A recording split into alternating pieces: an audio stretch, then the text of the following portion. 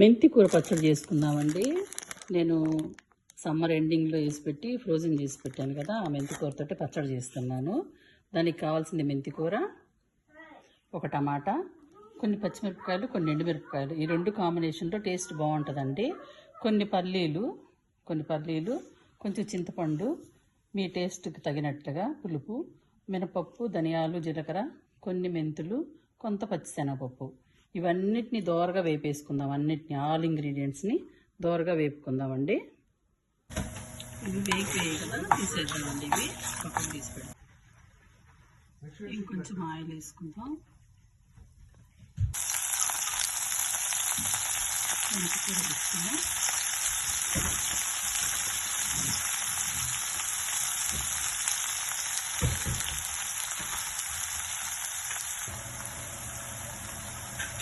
పసుపు వేసుకున్నామండి.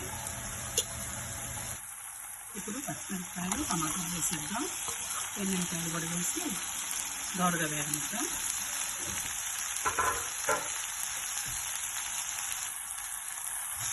కొంచెం సాల్ట్ వేసుకున్నామండి. టమాటాలు చూద్దాం వస్తాయి.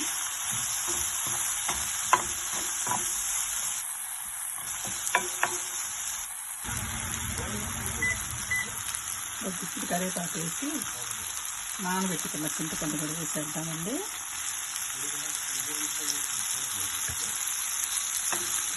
కొంచెం వేగనిచ్చేసి తీసేద్దాం. తర్వాత వేసి పచ్చడి వేసేద్దాం.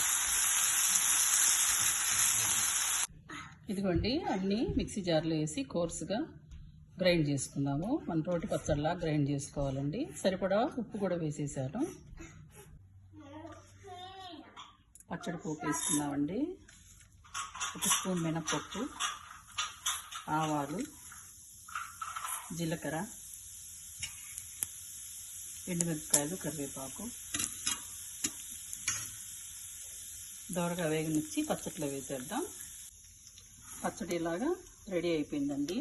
అసలు ఎంత కమ్మగా ఉందో అసలు. పోపు వేగిపోయింది, పచ్చడితో వేసేద్దాం. పచ్చడి పోపు వేసేసానండి. వేడిగా రైస్ తోటే తింటే అమోఘం, ఎంత కమ్మగా ఉంటుందో అండి. నెయ్యి వేసుకోకుండా తిన్నా ఎంత బాగుంటుందో అసలుకి. మీరు కూడా ట్రై చేయండి, చాలా బాగుంటుంది.